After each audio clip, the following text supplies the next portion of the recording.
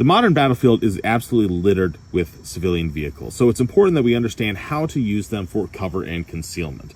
Now, when we approach a civilian vehicle, we first have to understand that most of the vehicle is concealment. Very little of it will actually stop a bullet, because most of this is just sheet metal, glass, and empty space, especially in the open cab. So if we come up to the side and a bullet hits this window, it's going to zip right through and hit us on the other side. There's nothing really protecting us there.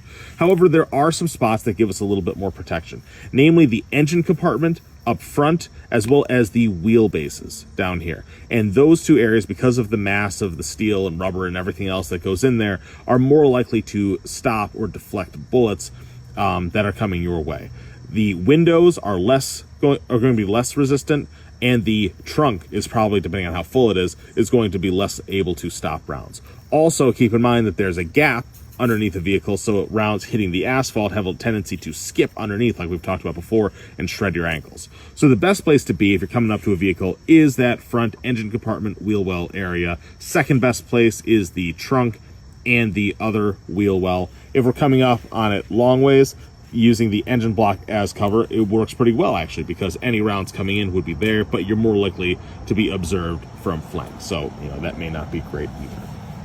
Another technique that you can do is actually by using what are called the pillars. The technique is called stacking the pillars, and we have the A, B, and C pillars.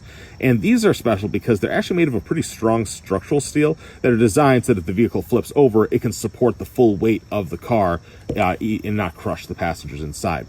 So if you come up to a vehicle, you can stack these pillars to provide a little bit of cover so that, if you come up here, a bullet between the structural rigidity and the space between the pillars, you can stack the A pillars and the bullet is less likely to hit you. You can also stack the B or the C pillars and get a little protection there. You can also stack them diagonally. So if you come over here, you can have a little bit more protection from the A to the C pillar and have a little bit of protection that way.